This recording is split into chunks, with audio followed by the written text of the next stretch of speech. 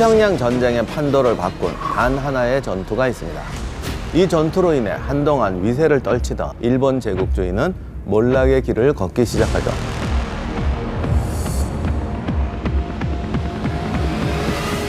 막강한 전력으로 미국을 옴짝달싹 못하게 하던 일본은 어떻게 해서 단 한 번의 전투로 파멸의 길을 걷게 된 것일까요? 여기에는 뜻밖의 우연과 치밀한 미군의 작전이 있었습니다. 그 숨겨진 사건을 지금 바로 읽어드리겠습니다.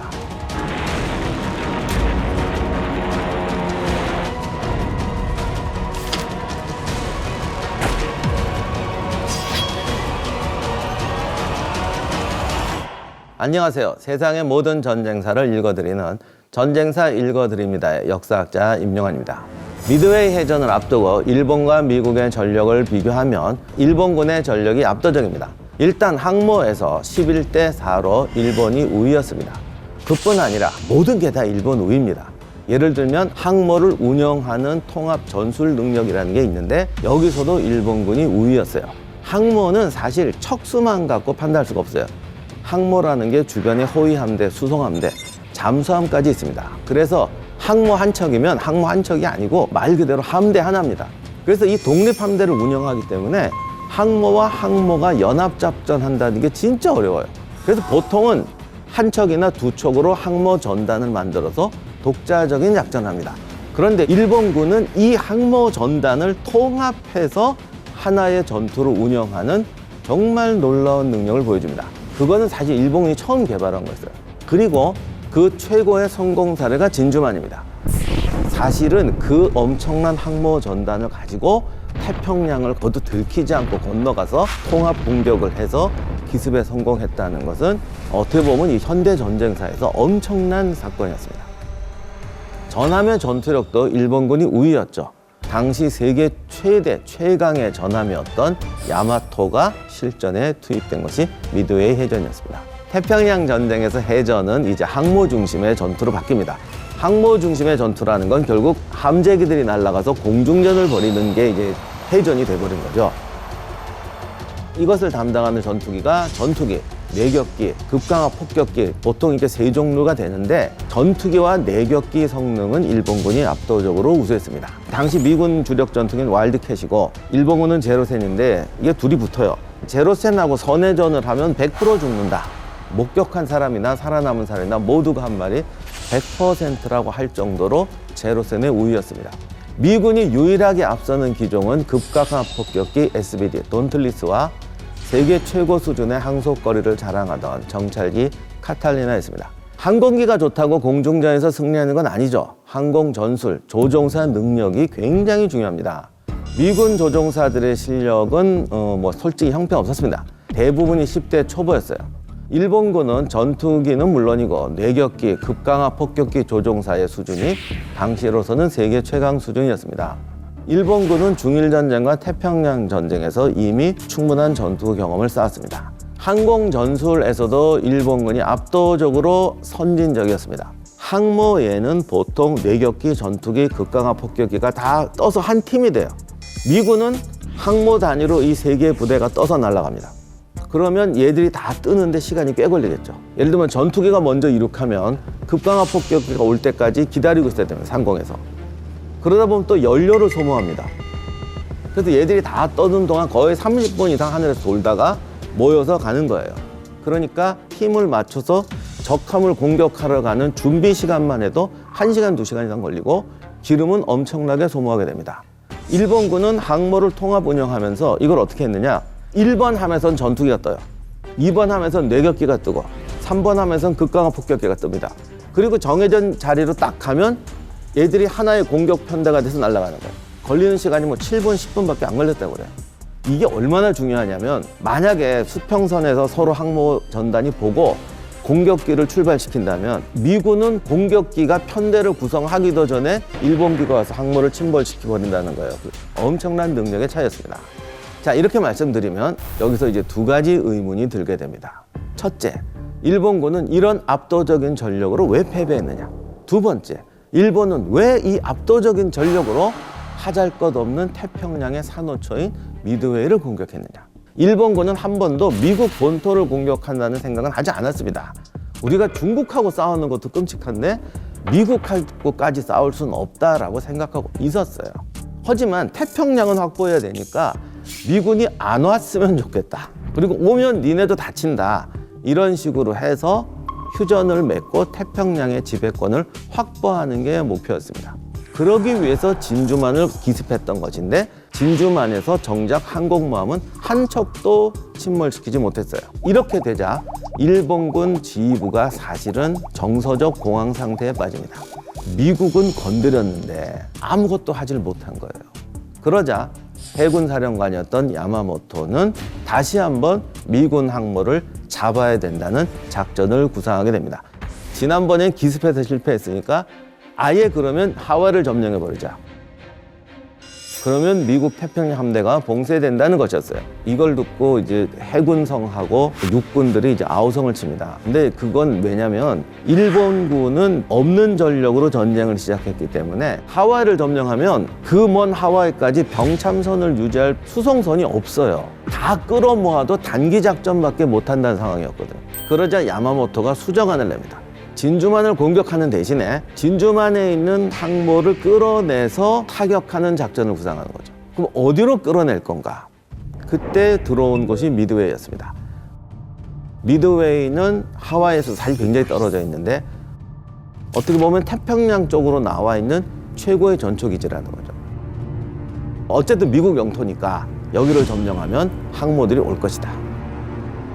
그러면 우리는 미드웨이를 재빨리 점령한 다음에 주변의 항모를 매복시키고 육지와 항모에서 나간 항공기들로 미국 항모를 격침할 수 있다. 이게 작전이었습니다. 물론 여기에 대해서도 육군과 대본영 해군 수뇌부는 반대합니다. 여러 가지 이유를 댑니다. 그런데 야마모토가 도저히 이 반대를 이겨낼 수 없는 상황에서 기적이 벌어집니다. 미국이 둘리틀 항공대라는 특공대를 만들어서 일본을 폭격한 거죠.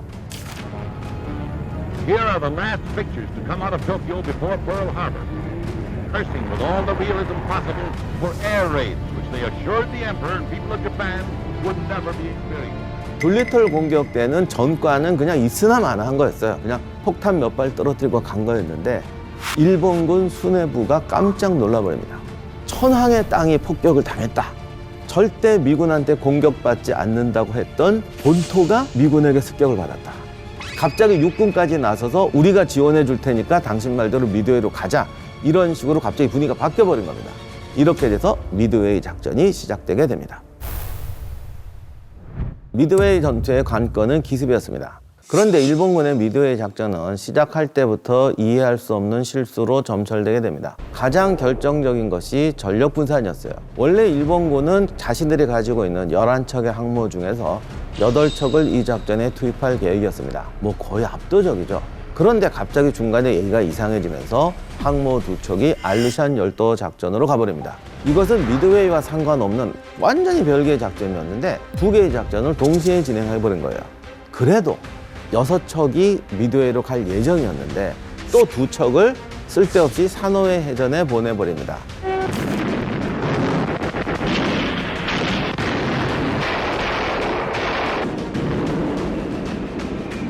여기서 그 항모 2척이 다 손상을 입어서 작전에 참가하지 못하게 됩니다. 결국 항모 4척, 아카키, 가가, 키류, 소류만 미드웨이에 보내게 됩니다. 사노에 해전은 또 하나의 오류를 남겼는데 당시 미 항모 2척, 렉싱턴과 요크타운이 해전에 참여를 합니다. 렉싱턴은 침몰하고 요크타운은 큰 손상을 입습니다. 그런데 일본군은 둘 다 침몰했다고 판단을 했습니다. 그래도 우리는 4척이고 이제 적한테 남은 건 2척밖에 없다.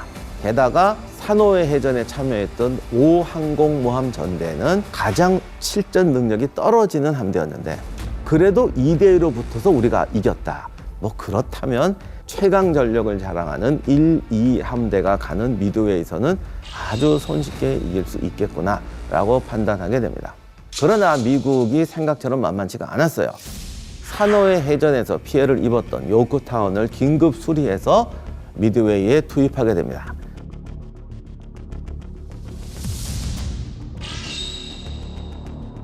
그러나 일본군은 아까 말씀드린 것처럼 요크타운이 산호에에서 침몰했다고 생각해서 미군 가용 항모를 최대 2척 정도로만 생각했어요.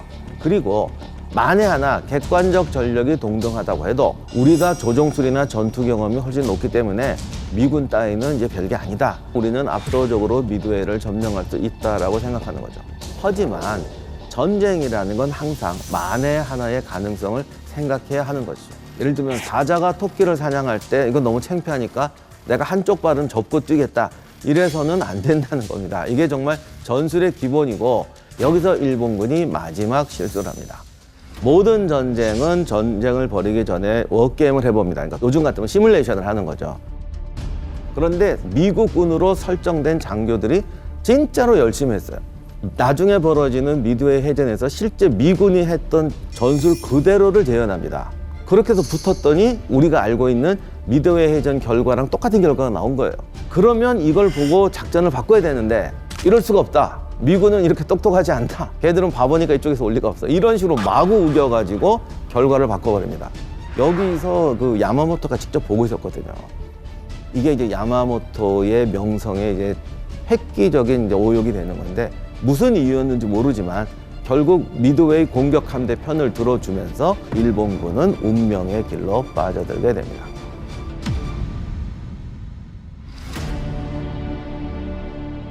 이제부터 말씀드리는 미드웨이 전투는 5분 10분이 운명을 좌우를 해요. 6월 4일 새벽 4시 30분에 미드웨이 공격 편대가 발진합니다. 일본군의 작전은 먼저 미드웨이에 있는 육상 기지를 공습해서 미드웨이의 방어력과 항공 전력을 무력화하고 다음날 상륙군이 미드웨이에 상륙하는 것이었습니다. 그래서 기지를 일본군 기지로 바꾸고 미드웨이를 탈환하기 위해서 며칠 후에 다가올 미군 항모를 공격한다는 것이었죠.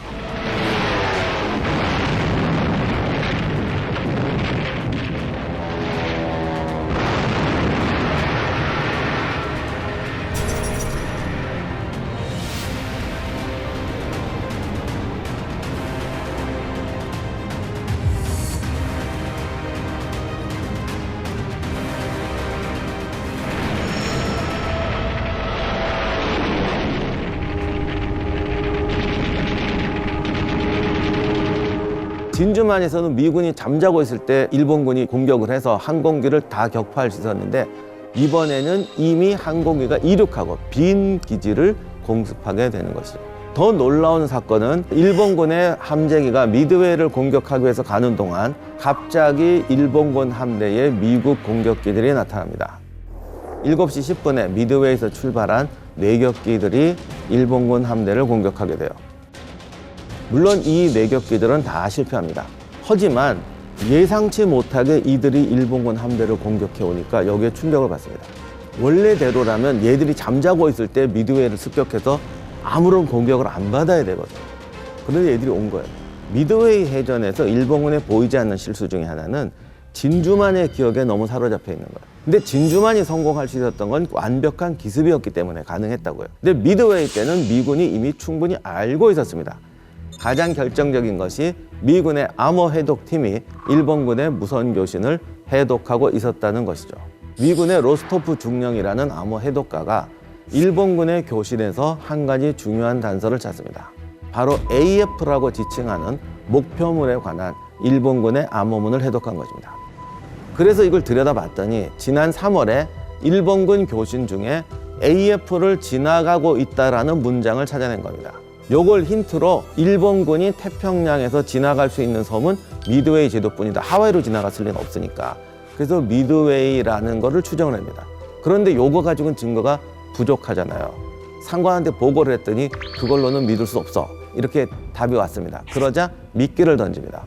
그래서 로스토프 중령은 AF가 미드웨이 제도라는 증거를 찾기 위해서 일본군에게 AF를 언급하도록 하는 한 가지 방법을 생각해냅니다. 바로 가짜 정보를 흘리는 것이죠. 그는 무선으로 하와이에 긴급으로 위장보고를 합니다. 미드웨이 제도의 해수 정화 장치가 고장나서 식수가 다 떨어져 간다는 내용이었죠. 이 보고가 일본군 통신부대에게 감청당할 걸 알고 흘린 거죠. 예상대로 일본은 암호문으로 이 인물의 말을 본국에 보고합니다. AF의 식수가 떨어져 가고 있다. 결국 AF가 미드웨이 이미 밝혀졌고 미드웨이 제도에 곧 일본군의 공격이 있을 거라는 게 확실해집니다. 미국은 암호 해독의 힘으로 일본군을 기습할 만반의 준비를 할 수 있었습니다. 이런 미국의 사정을 알 길이 없었던 나구모 사령관은 미국의 역기습에 당황하게 됩니다.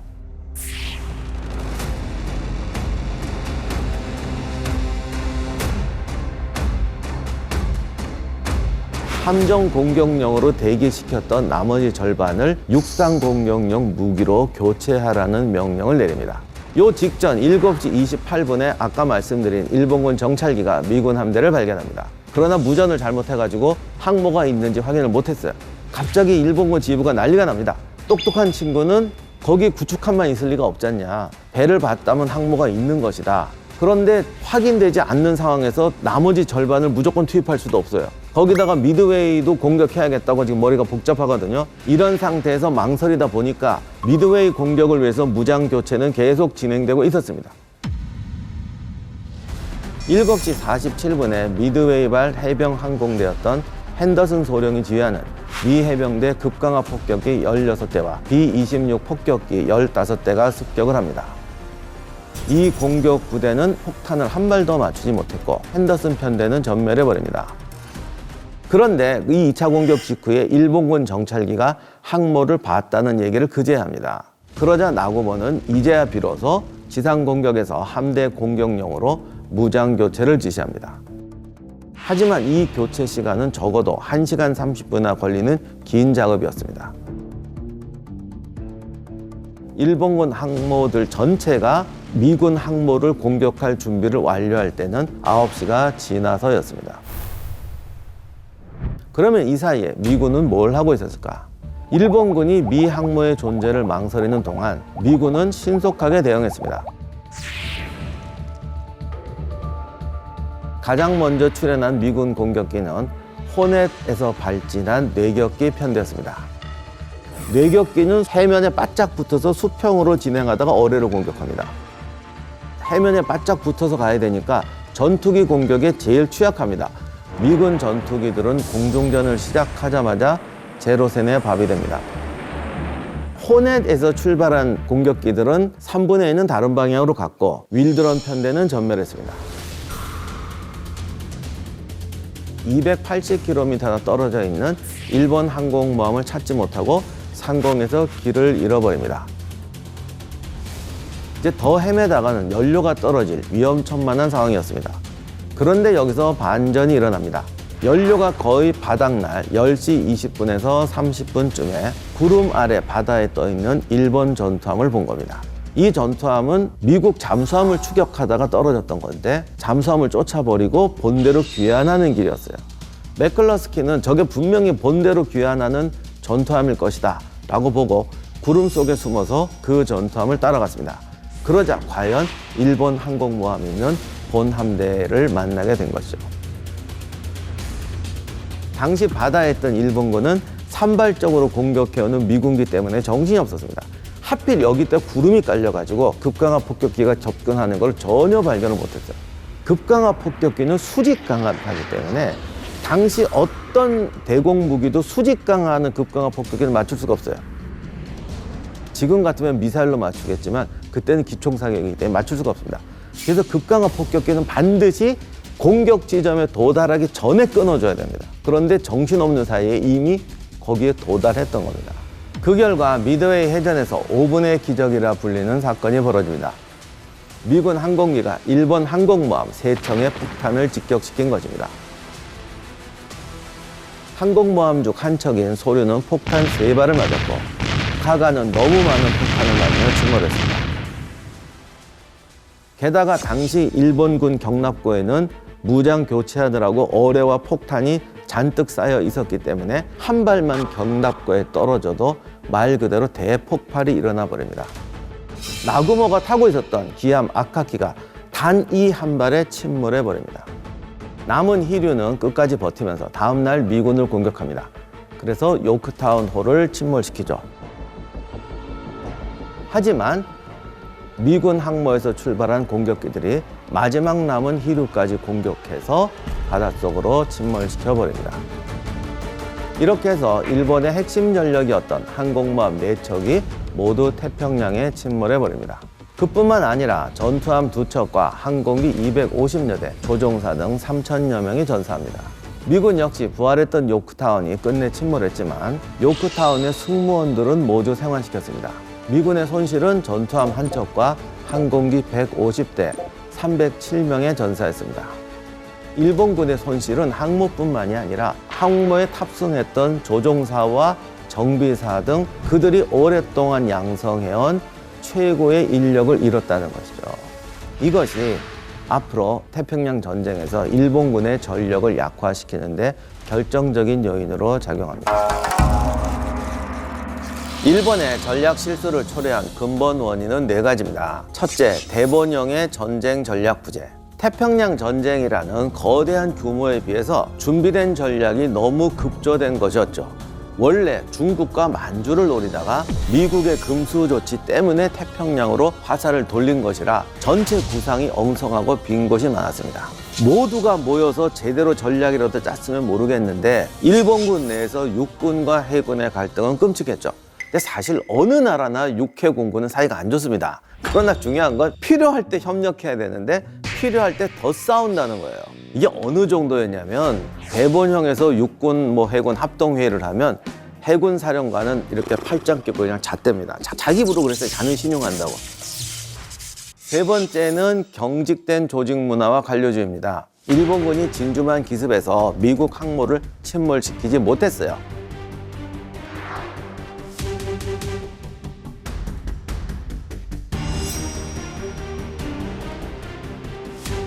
그래서 항모 침몰을 시키는 방법으로 3가지 안이 나왔습니다.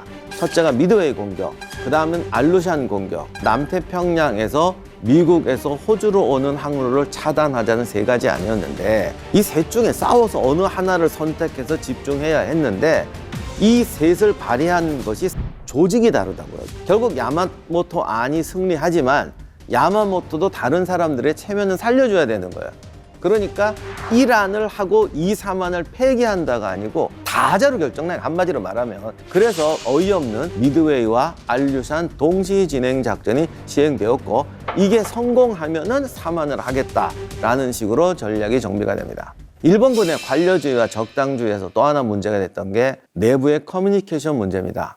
항모 전투라는 것은 이 당시에 새로운 전술이었고 최첨단의 장비였어요.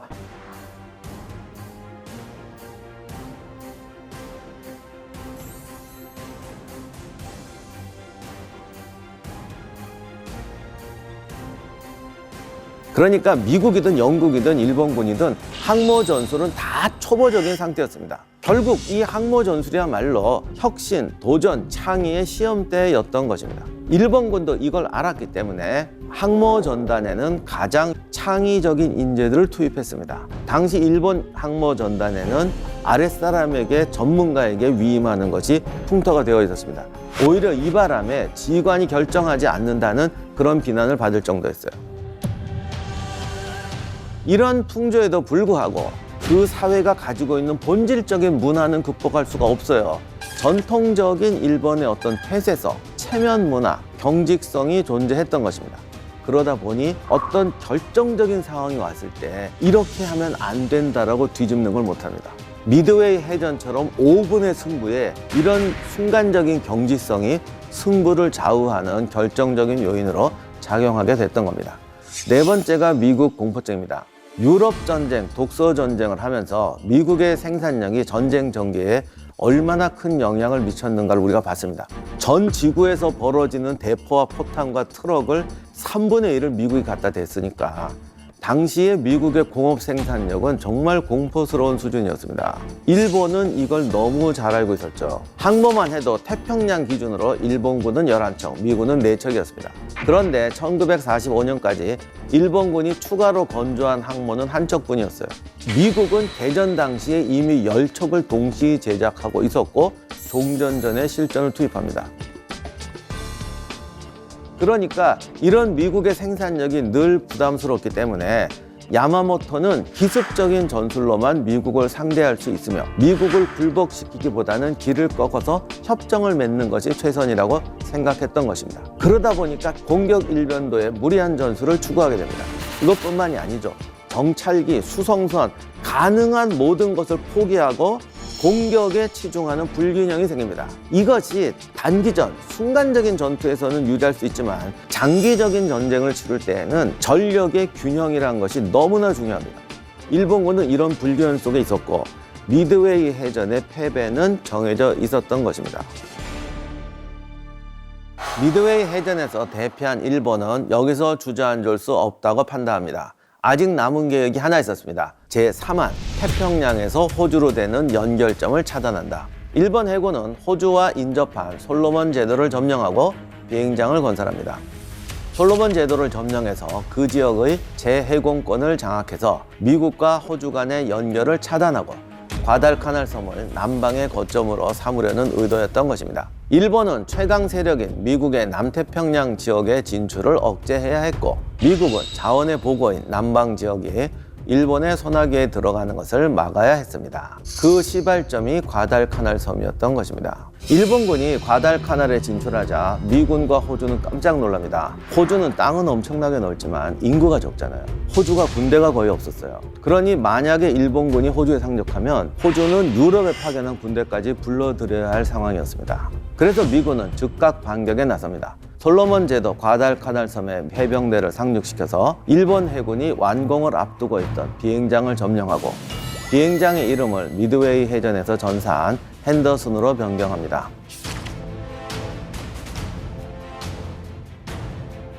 그러자 일본군은 그 다음날 야간을 틈타서 섬 북쪽의 작은 사보섬에 정박 중인 미국 중순양함 4척을 폭격해서 침몰시켜버립니다. 그 결과 미 해군 구축함과 수송선이 도망쳐버렸고 미 해병 1사단은 과달카날 섬에 고립된 채 비행장을 건설하면서 일본군과 맞서 싸우게 됩니다. 과달카날이 미군에게 넘어갔다는 소식을 들은 대본형은 과달카날 섬 탈환을 명령합니다. 일본군은 과달카날 투입에 일반 수송선이 아닌 구축함을 동원했는데 이것은 오직 신속한 이동만을 고려한 결정이었습니다.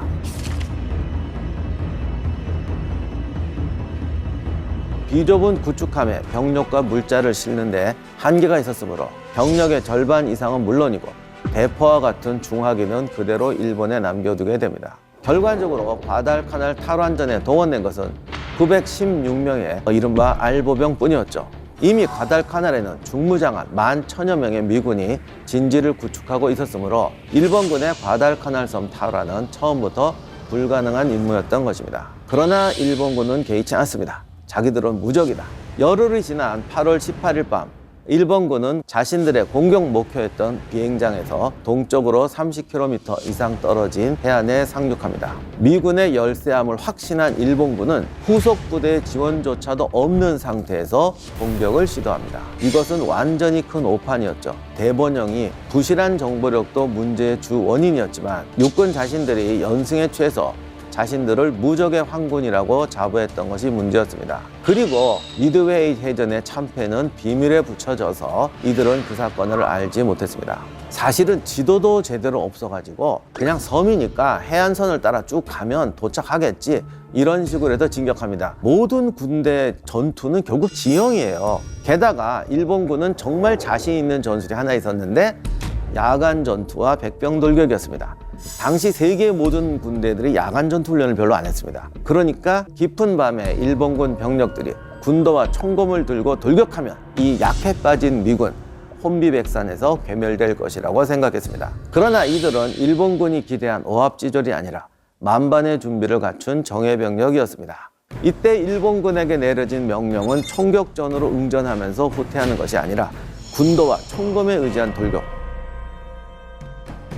일본군 장병들은 총검을 들고 앞으로 내달리다가 실탄 한 벌 쏴보지 못한 채 허무하게 쓰러집니다. 날이 밝자 미군의 전차대까지 나타나면서 사태는 최악으로 흘러갑니다. 미군 전차들은 개미 밟듯 일본군 잔존 병력들을 일방적으로 죽입니다. 단 하루의 전투로 916명 중에서 777명이 전사합니다. 미군 전사자가 겨우 35명이었으니까 이날의 전투는 일본 육군 역사상 최악의 참패였죠. 그러나 9월 12일 밤 일본군이 다시 핸더슨 공항을 폭격하면서 과달카날 2차 전투가 본격적으로 벌어집니다. 대본영은 과달카날 방면에 전력을 대폭 보강했지만 여전히 미군 전력을 제대로 파악하지 못했고 여단급 규모의 지상군 병력만을 증파합니다. 이전에 미군에게 대패한 것은 해안선을 따라 단순하게 진군했기 때문이라고 판단한 지휘관은 병력을 분산시키려고 합니다. 그런데 그 새로운 전술이 더 끔찍한 전술이었어요. 정글에 집어넣어서 정글을 통과해서 공격하라고 한 거죠. 그러면 미군의 허를 찌를 수 있을 것이라고 생각했던 것입니다. 그런데 정글을 통과한다는 게 여러분이 상상하는 이상으로 끔찍합니다. 하루 종일 걸어서 4km에서 8km밖에 진군을 못합니다. 보병들이 박격포탄까지 들고 그 정글을 헤쳐나갑니다. 결국 분산된 병력이 정확한 시간에 도착해서 동시에 양동작전을 한다는 작전이 어그러집니다. 미군은 여러 정보망을 통해서 일본군의 동선을 파악하고 있었고 남쪽 정글 방면으로 진지를 구축해서 일본의 기습에 대비했습니다. 당시 일본군은 야간에 그야말로 용기만 가지고 일렬로 돌격했습니다. 좁은 능선에 일본군 전사자가 얼마나 많았는지 이 능선의 이름이 피해 능선이 되고 전투 이름이 피해 능선 전투로 불립니다. 나중에 날이 밝은 다음에 시체를 보니까 정말 겹겹이 쌓여 있더래요. 그런데 미군 입장에서는 고맙기 그지없죠. 기관총 앞으로 포개지면서 들어오니까 과달카날 전투에서 일본은 자원과 기동력이 절대 우세했던 미국의 전술에 패배하고 맙니다. 이때 전투는 과달카날만이 아니라 공중과 바다에서도 벌어지는데 과달카날 해전은 일본 해군이 겪은 최초의 패전이자 남태평양 지역의 재해 제공권을 상실하게 만든 전투였습니다. 반면에 미군은 태평양 진출선을 지키는 동시에 총반격의 결정적인 계기를 마련하게 됩니다. 이후 미군은 일본이 차지했던 마셜 제도와 팔라우 제도, 마리아나 제도를 공습하며 일본군의 사기를 꺾고 마침내 니미츠 사령관의 태평양 함대와 육군인 메가다 장군의 남서태평양군이 합동작전으로 첫 대규모 공세를 펼치게 됩니다. 항공전력에서도 결정적인 변화가 일어나는데 제로센과 와일드캣은 사실 선회전을 벌이면 와일드캣이 당할 수가 없습니다. 그런데 미군들이 자기 적성에 맞는 전술들을 개발하게 돼요. 그러자 와일드캣도 밀리지 않게 됩니다. 조금 후에는 헬캣 같은 신형 전투기가 투입되면서 성능 면에서도 제로센을 압도하게 되고 조종술마저도 미군의 우세로 돌아서게 됩니다. 이렇게 되자 일본군은 필리핀을 빼앗기고 이오지마가 함락되면서 일본 본토로 쫓겨갈 수밖에 없었습니다. 이제 미군에게 남은 건 일본 본토를 치기 위한 작전뿐이었죠. 자, 그렇다면 일본의 야욕으로 시작된 태평양 전쟁의 흐름은 어떤 방향으로 마무리하게 될까?